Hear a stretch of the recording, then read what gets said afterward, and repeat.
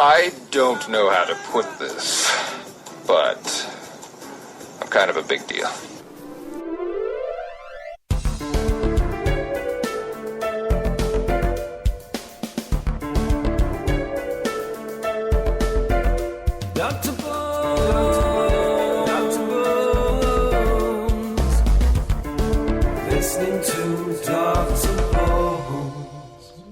Good afternoon, this is Dr. Bones Live, and this is the moment we've all been waiting for. I'm very excited to have Del and Andy on from Analogue Wave for the premiere of their new album, Kashmir. Guys, welcome to the show.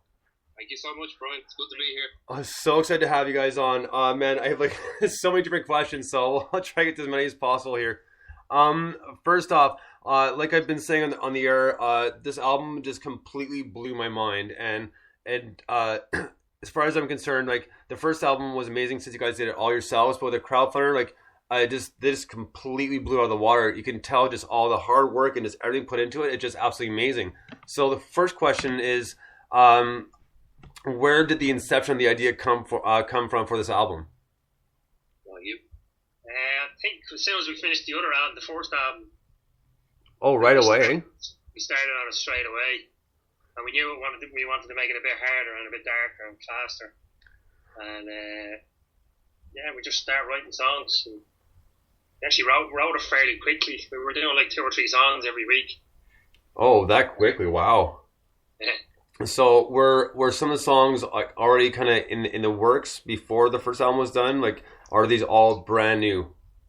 2 songs were. We had a Solution, obviously from it didn't make the cut for NLGWB, so we were playing it live and it was going down well, so Andy just took it and we weren't happy with it at all, so it sounded brilliant live, but when we recorded version it didn't work, so Andy took it and twisted it back, and it came back amazing. It's a monster of a track, and I think we had Half-Life before as well. Half-Life was a track. Scatter we played live regularly, but it never made the cut for anything. And initially we were only going to put Scatter as a B-side for the first single off the album, but everybody loved it, so we just put it on the album. So so you have Scatter, you had Solution, and you had Dead Cat Bounce, which is an old track that I'd written a few years ago that I just couldn't finish, and Andy just took it and blew it out of the water. Oh, that was the first 2 tracks that you sent me were Scatter and Dead Cat Bounce, and it's an incredible song. And Andy, you've been given pretty much the title of mastermind behind all this like mixing and everything. So because when I talked to Del last time, you said because you could make it, and he said, well, no, you've done most of the work, and he kind of just did the vocals and the guitar here. So with your guys' combined creations here, even though it came fast, just where I'm trying to think of how to ask this in the right way. Where did the ideas come from? I mean, just to kind of put this together, like what kind of made you think, well, you know what, this kind of loop or this kind of bridge at a certain point in the song would just kind of make it make the right thing. And we use Dead Cat Bounce as an example. Like, how did you come around to kind of finish that and say, you know what, this is going to be the final product and this is what we really want to hear?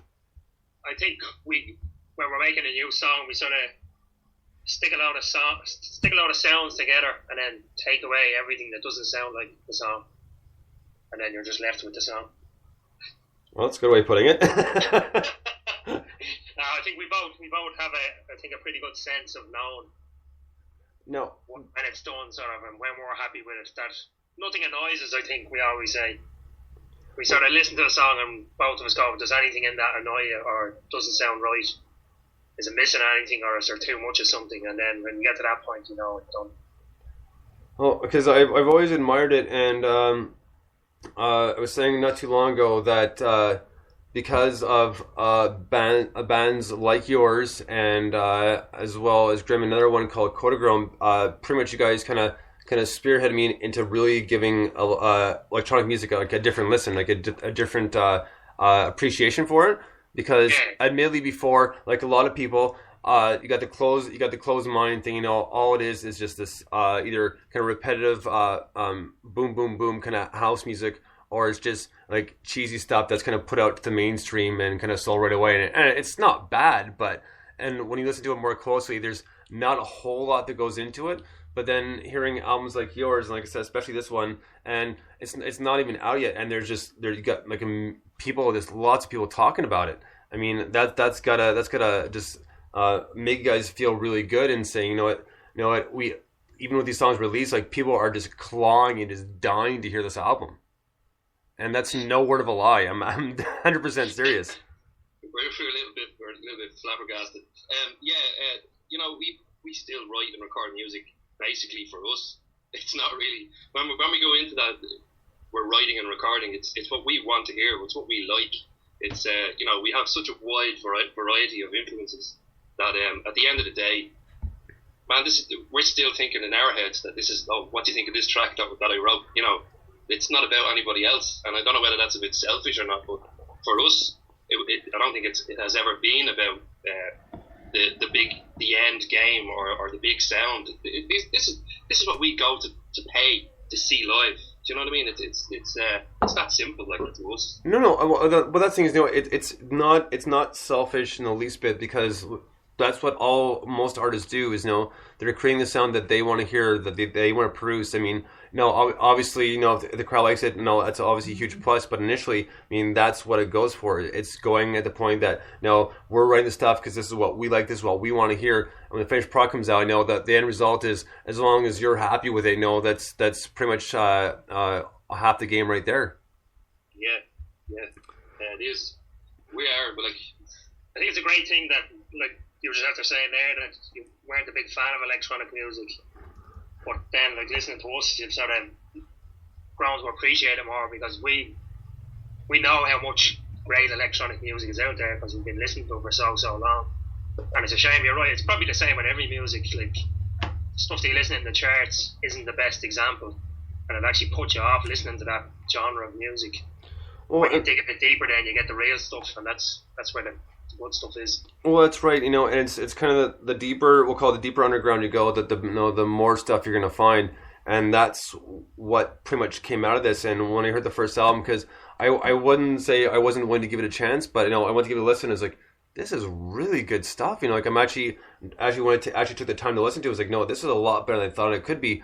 And let's face, well, at least from my side of the pond, and I'm not the only one who agrees with this, but there's still tons of people who do agree with me that on the other side of the pond, in the UK as a whole, not just narrowed down to Ireland, Scotland, or England, that a lot of good music is still coming out of there as opposed to here in North America. I mean, we do have some good bands coming out of North America, but you guys kind of seem to be pumping out a little bit more and a little bit more in depth than at least what's going on this side of the pond right now.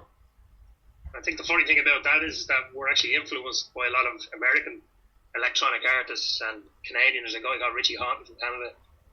He's maybe real old, would have been there from the very start to say house music and techno music. Be really into him, and a lot of DJs from Detroit, the techno sort of came from Detroit. Right. Came from Chicago.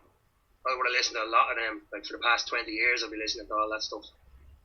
But then again, they were influenced by Kraftwerk out of Germany, so it sort of goes backwards and forwards. Yeah, it kind of comes full circle then, eh? Yeah. You see, you find actually a lot of people in America wouldn't know about those DJs, but to be really appreciated over here. And then maybe they would have loved Kraftwerk, and maybe Kraftwerk weren't as appreciated in Germany at the time.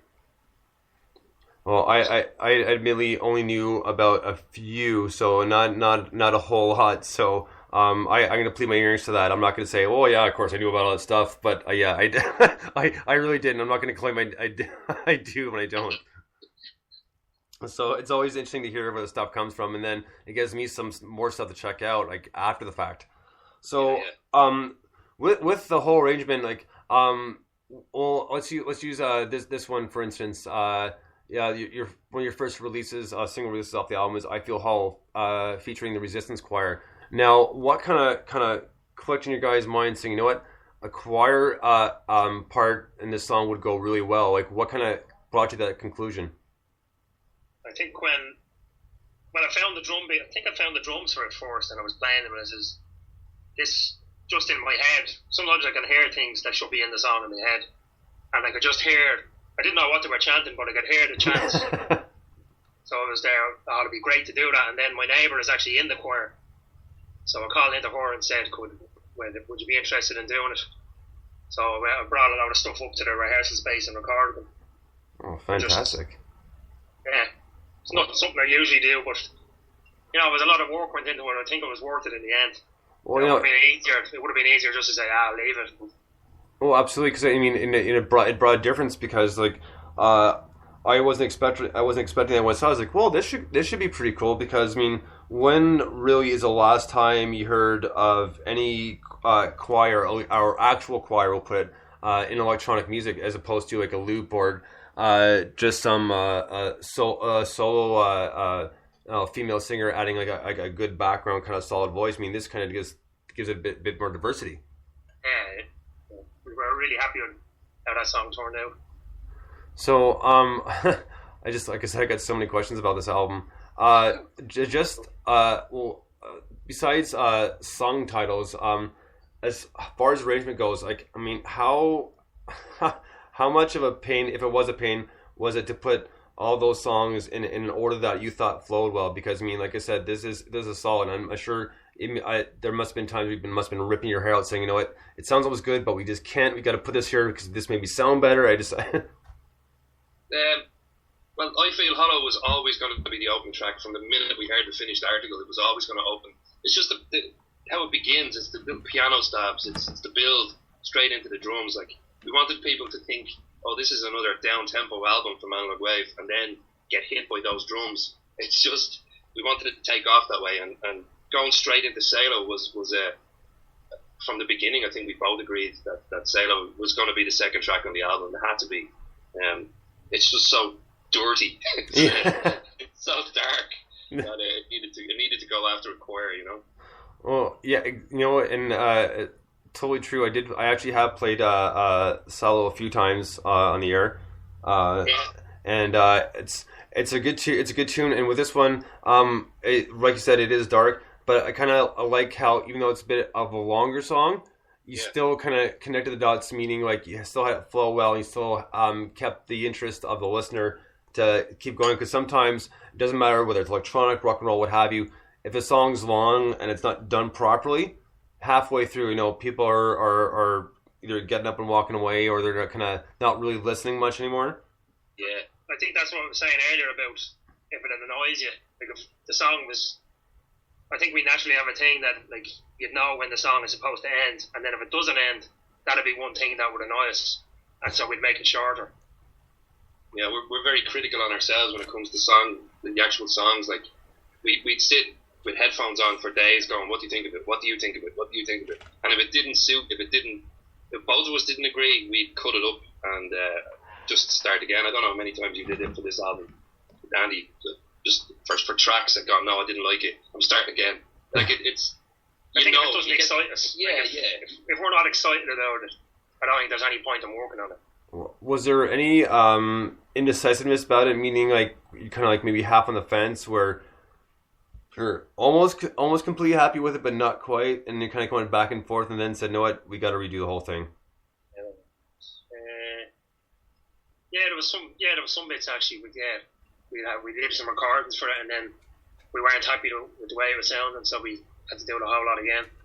Like, actually, on our first album, we lost all the vocal recordings. Didn't remember? My hard drive exploded. Really? We recorded all the vocals again. Oh man, that must have been rough. Yeah, we wanted to, for this album, we wanted to try experiment with vocals a little bit more than we had done on the debut. Like Salo, I think Salo has 3 or 4 vocal tracks, and I sang 3 or 4 vocal tracks in different harmonies. So, like a lot of the tracks have harmonies on them. All the harmonies that are on them are actually me singing. We haven't affected my vocal, duplicated my vocal to affect it to make it sound different. I actually sing in a different key, or I'm harmonising with myself for most of the tracks. We purposely wanted to do that for the tracks on this album. Experiment a bit more with what we could do, you know, push it a bit more. So I think we did it actually. I think it works out well. You know what? I'm glad you brought that up because that's the one thing I was going to talk about next. I was noticing the different harmonies, like, and that's one of the things that made this album different from the last one, and